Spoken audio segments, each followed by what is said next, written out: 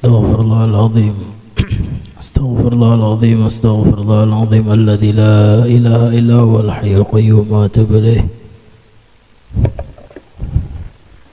الفاتحة إلى حضرة رسول الله صلى الله عليه وسلم وعلى آله وأصحابه وأزواجه وذريته وخصوصا الإمام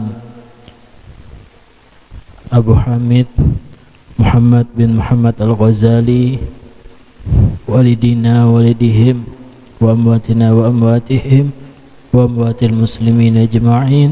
شيء لله لهم الفاتحة. أعوذ بالله من الشيطان الرجيم. بسم الله الرحمن الرحيم.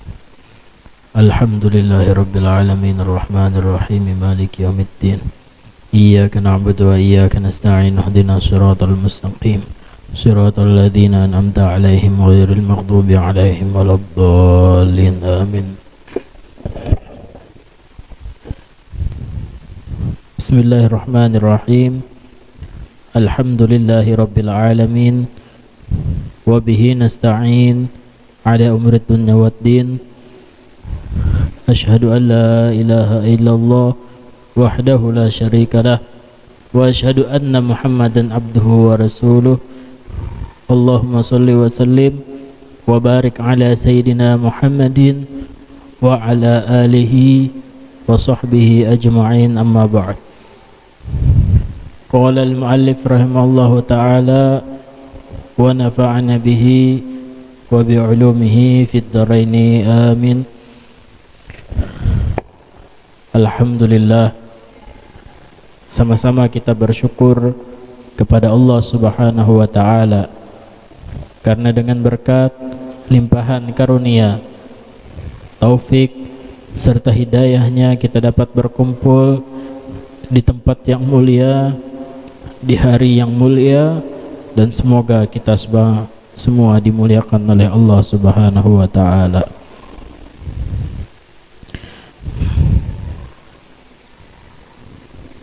Pada pembahasan yang telah lalu, Imam Ghazali itu memberikan nasihat kepada kita. Di antaranya adalah, wahai anakku, kata Imam Ghazali, jangan menjadi orang yang muflis. Apa kemarin muflis, Bu? Itu adalah bangkrut. Artinya apa? Jangan jadi orang yang punya banyak amal ketika di dunia tapi terlihat kosong nanti di akhirat. Kenapa? Orang tersebut beramal, ternyata maksiatnya pun jalan. Dalam artian apa? Maksiat kepada orang lain. Maksudnya adalah zalim. Dia memukul si A, dia memukul si B, menggibah, menggunjing, bahkan menyakiti orang lain. Dan inilah yang akan membuat orang tersebut akhirnya nanti menjadi orang yang bangkrut. Nah, itu kata Imam Ghazali, jangan jadi orang yang bangkrut. Itu pertama. Kemudian juga jangan sampai orang yang jadi orang yang kholian, orang yang tidak punya amal sama sekali. Kenapa kada punya amal? Karena ilmunya kada diamalkan, atau bahkan kada punya ilmu sama sekali sehingga kada tahu apa yang mau diamalkan. Nah, kata Imam Ghazali, jangan seperti yang demikian. Kenapa? Karena kemarin kita sudah bercerita bahwasanya seandainya ada satu orang, yang mana satu orang tersebut membawa 10 pedang bahkan dengan senjata-senjata lainnya, namun senjata tersebut tidak pernah dipakainya. Ketika melihat sebuah singa, maka hal tersebut, kata Imam Ghazali, Bu, adalah sia-sia. Kemudian kita lanjutkan pada pembahasan berikutnya, sambungan masih pembahasan yang sama. Satu, dua, tiga, di 3 baris dari bawah halaman 6. Fakadha law qara'a rajulun mi'ata alfi mas'alatin ilmiyatin. Sebagai itu pula kata Imam Ghazali, lau qara'a rajulun, seandainya membaca oleh seseorang, lau qara'a rajulun, seandainya membaca oleh seseorang mi'ata alfi mas'alatin. Apa yang dibaca, Bu? 100.000 masalah. Nah, jadi ada orang belajar tentang 100.000 masalah ilmiyatin, keilmuan. Wa ta'allamaha, kemudian orang tersebut mempelajarinya. Selain inya membaca, ditelitinya benar-benar ilmu tadi. Walam ya'mal, tapi ilmu yang sudah sampai derajat 100.000 tadi, jumlahnya itu kada pernah diamalkannya, hanya sekedar belajar. Ya, kemarin kita analogikan kayak orang yang masak banyak, bisa masak, tapi kada pernah memakan daripada masakannya. Bahkan ketika habis masak sudah buang, habis masak buang, basi misalnya. Nah ini la tufiduhu, kata Imam Ghazali, maka orang tersebut tidak akan mendapatkan manfaat daripada ilmunya. Nah, makanya sebagian orang terdahulu, Bu, ada yang mereka ketika belajar itu satu dapat langsung diamalkan, satu dapat langsung diamalkan. Nah, kita berdoa supaya seperti mereka, orang-orang yang mana mengamalkan ilmunya. Dapat satu ilmu, amalkan, dapat satu ilmu, amalkan. Ini yang bermanfaat, kata Imam Ghazali. Sedangkan yang tadi orang yang hanya membaca walaupun 100 daripada masalah ilmiah namun tidak diamalkan, la tufiduhu, tidak akan manfaat baginya. Illa bil amali, melainkan ilmu tadi bisa bermanfaat dengan amal, diamalkannya.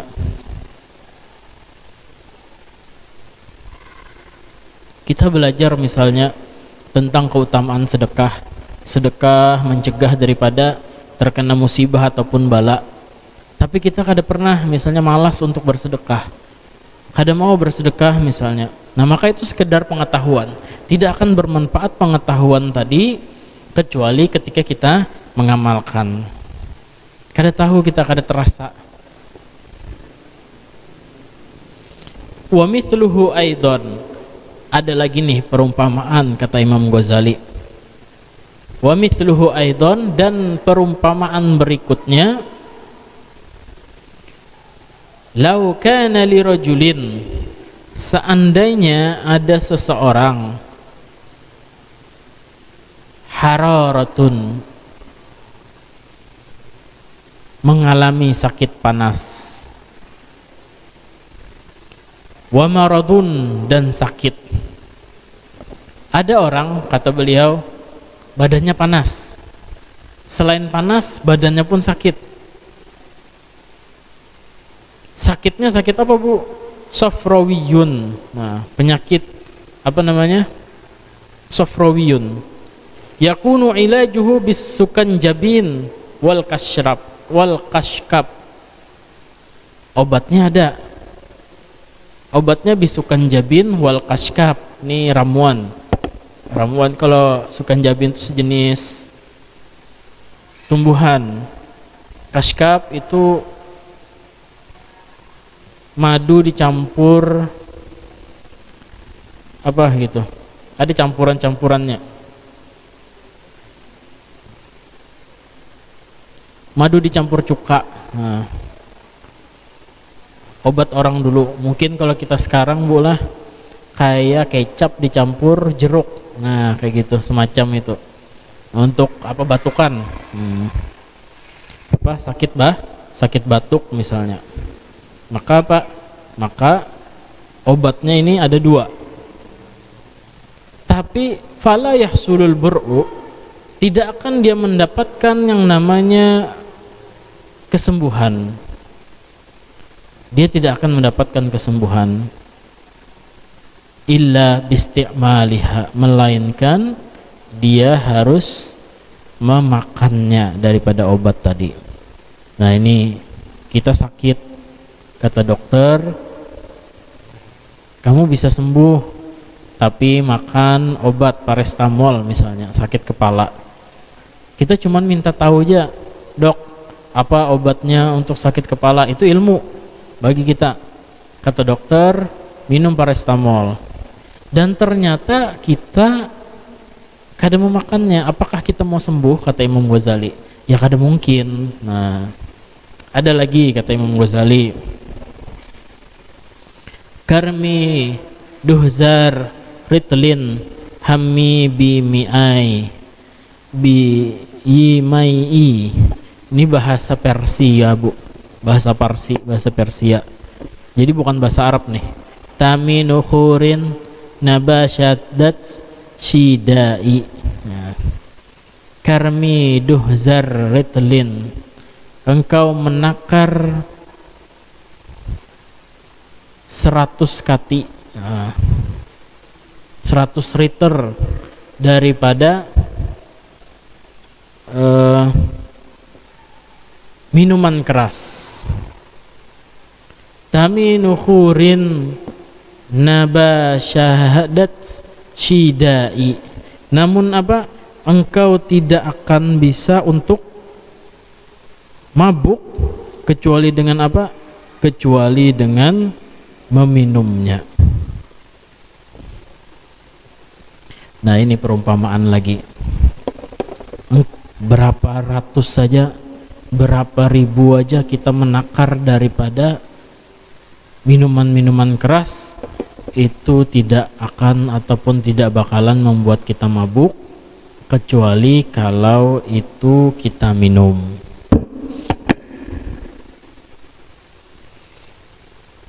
Kemudian, walau qara'tal ilma, seandainya engkau membaca akan ilmu pengetahuan, mi'ata sanatin, 100 tahun pula kata Imam Ghazali, wa jama'ta alfa kitabin, dan engkau mengumpulkan 1000 kitab,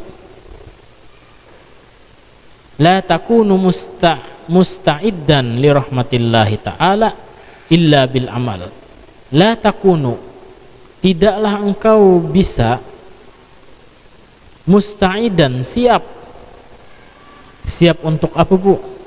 Li rahmatillah, untuk menerima rahmatnya Allah Ta'ala, illa bil amal, melainkan dengan amal. Nah, ini tadi, Bu, kita masuk surga nanti kata Nabi itu bukan dengan amal kita, tapi dengan rahmat Allah. Kita walaupun banyak beramal, tapi kalau kada dirahmati Allah, kada kawa. Nah, itu dalam satu teorinya. Namun kita pun kada bisa mendapatkan rahmat Allah kalau bukan karena amal. Jadi amal dengan rahmat itu saling berkaitan. Memang kita kada mendapatkan surga itu karena amal kita, tapi karena rahmat Allah. Namun tanda orang yang dirahmati oleh Allah itu adalah orang yang senang beramal soleh, senang melakukan zikir. Ini tanda orang yang dirahmati oleh Allah Subhanahu wa ta'ala.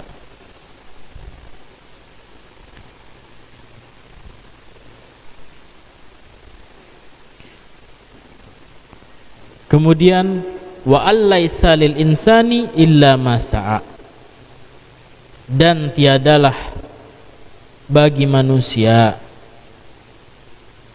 illa ma sa'a, melainkan apa yang telah diusahakannya. Nah, ini sama kayak kita misalnya berdagang. Kita punya dagangan, kemudian pagi sudah kita buka, sore orang belum tutup baru kita tutup. Nah, maka wajar apabila orang tersebut banyak duitnya, Bu, sugih. Kenapa? Karena usahanya sangat luar biasa. Maka seperti ini pula kata Imam Ghazali, perumpamaan orang yang ingin akhirat, ingin hidup nanti di akhirat. Mungkin kalau wah ini pula kita ini berpemikiran ulun kada apa-apa jajar. masuk surga yang paling bawah gin nyaman sudah, atau kada papa dibuncu-buncunya kah, asal surga aja aku sudah bahagia, yang penting masuk surga. Tapi kita ini kada bakal merasakan apabila kita masih belum masuk surga. Sama kayak misalnya kita nih umroh. Nah, pemikiran orang biasanya ulun kada apa-apa ajar, yang penting sampai ke Mekah. Kada apa-apa hendak hotel yang jauhin, kada apa-apa, yang penting kau guring di sana di Mekah, biar murah, kada apa-apa, yang penting sampai. Nah, nanti orang tersebut akan merasakan ketika sudah di Mekah misalnya, sampai di Mekah ternyata orang yang bayarnya lebih, mungkin 1 juta lebihnya dari yang lain, hotelnya dekat ke Masjidil Haram, sedangkan kita ke Ka'bah itu aja jauh sudah. Kita dari yang katanya dekat aja sudah berapa kilo, sudah jauh, apalagi yang katanya jauh. Baru kita merasa, jar jaka semalam lah aku menambah ya 1 juta, padahal kau aja 1 juta, tinggal nambah 1 juta, hotel parak, hotel dekat. Nah, kerasa baru sudah di sana, padahal kita punya kemampuan untuk melakukan ataupun nambah uang tadi. Ternyata kita kenapa? Karena punya pemikiran yang demikian. Maka apa? Maka sama seperti itu pun nanti diceritakan bahwasanya orang ahli surga pun nanti akan menyesal semuanya. Baik yang masuk neraka ya jelas itu menyesal, kemudian yang masuk surga pun menyesal. Orang yang sedikit amalnya menyesal, orang yang banyak amalnya pun menyesal. Kenapa? Karena kenapalah dulu jar aku kada banyak-banyak punya amal, kenapalah dulu aku banyak santainya kayak itu, jakanya aku banyaki, jaka lebih lagi aku dari ini. Nah, ini yang akan kita rasakan nanti di akhirat. Maka sama-sama kita ibu-ibu sekalian meniatkan amal ibadah kita tuh dalam segala sesuatu hal. Kita misalnya berangkat kerja, kalau untuk yang laki-laki misalnya menafkahi keluarga, walaupun sepertinya kada pegang tasbih, kelihatannya kayak orang mencari dunia, datang pergi kantor, sawah, pasar, tapi ternyata niatannya untuk menafkahkan keluarganya, niatannya untuk cari makan untuk ibadah. Sama seperti misalnya ibu-ibu bikinkan teh suami, itu mubah aja hukumnya pada dasarnya, tapi diniatkan ini supaya hati suamiku senang. Kalau hati suamiku senang, nanti dia akan semangat untuk mencari nafkah, tambah lagi pahala. Nah, kenapa? Karena suami istri itu apabila suaminya ridho, suaminya senang, disitulah juga keridhoannya Allah Subhanahu wa Ta'ala. Nah, maka setiap perbuatan kita bisa dijadikan amal. Misalnya kita makan pada dasarnya hukumnya adalah mubah, tapi dengan adanya niat yang awalnya mubah itu bisa menjadi derajat sunnah. Kenapa? Karena niatnya untuk kuat ibadah. Ya Allah, ulun nih makan niatan supaya kuat ibadah, nanti sholat, oh nanti mau ke pengajian, oh nanti mau ngaji, oh nanti mau ke toko misalnya, supaya apa? Supaya semuanya ulun niatkan ibadah kepada Dia. Nah, itu luar biasa, Bu. Kenapa? Nanti di akhirat ada orang yang terkejut dengan amalnya. Ya Allah, ini punya siapa nih? Kenapa banyaknya amalnya? Apa yang sudah kulakukan?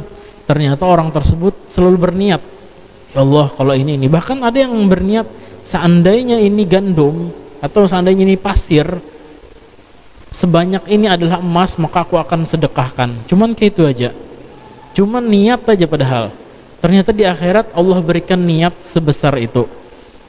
Kenalah jar seandainya kerikil di muka rumah ini najakannya emas jeberataan. Sedekah kuat nupang najar satu ibu-ibu pengajian dapat jar misalnya. Nah itu sudah tuh, padahal cuman itu aja. Niatannya sangat luar biasa.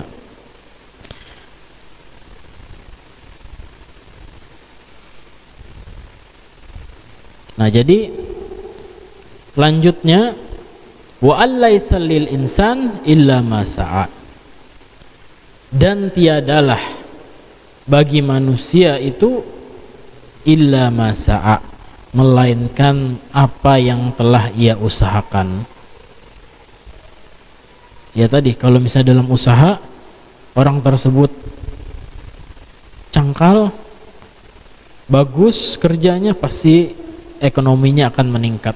Sama seperti itu pula amal kita. Apabila kita ingin mendapatkan kenikmatan nanti di akhirat, kenyamanan nanti di dalam kubur, maka seberapa kita usaha kita untuk mendapatkan itu, itulah yang akan membuat kita nyaman nanti di akhirat ya.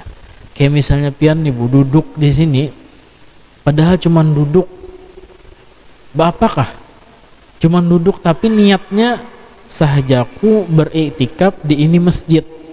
Bayangkan cuman niat sahajaku beriktikaf di masjid, biar kita kantuk-kantuk gitu misalnya, tetap itu mendapatkan pahala.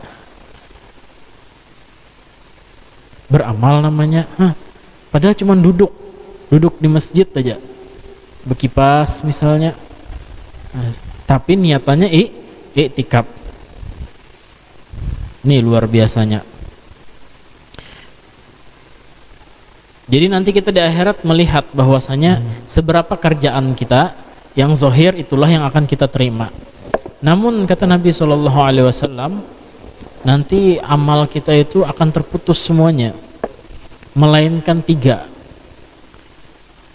Yang pertama adalah sedekatin jariyah, sedekah jariyah.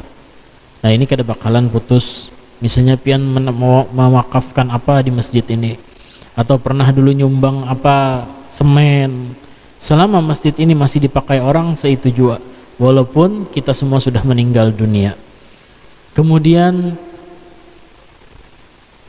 ilmin yantafa'u bih, ilmu yang bermanfaat, ilmu kita ajarkan kepada orang lain, Al-Fatihah misalnya, atau hanya sekedar Bismillahirrahmanirrahim.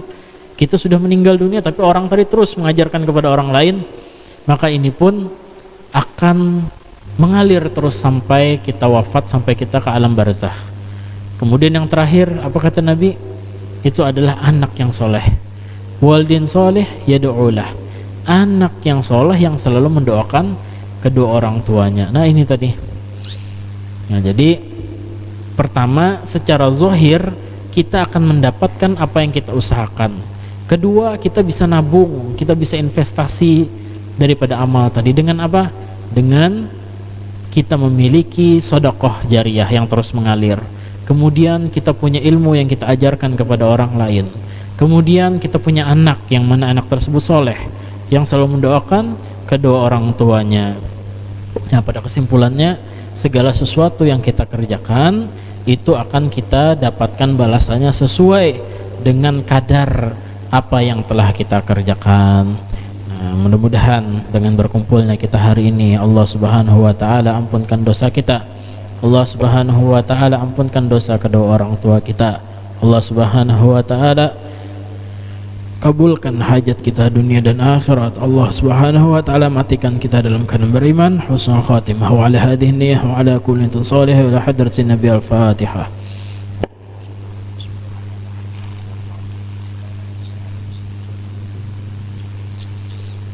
Bismillahirrahmanirrahim. Alhamdulillahirabbil alamin, salatu wassalamu ala asyrafil anbiya wal mursalin sayyidina wa nabiyina Muhammadin wa ala alihi wa sahbihi ajma'in. Allahumma anfa'na bima 'allamtana wa 'allimna alladhi yanfa'una wa faqqihna faqqih ahlana wa qurbat lana fi dinina. Allahumma hdina bihudak waj'alna mimman yasra'u fi ridaq wa la tuwallina waliyan siwak wa la taj'alna min khalaf amraka wa hasbunallahu wa ni'mal wakeel. La haula wa la quwwata illa billahi al-'aliyyil 'azim.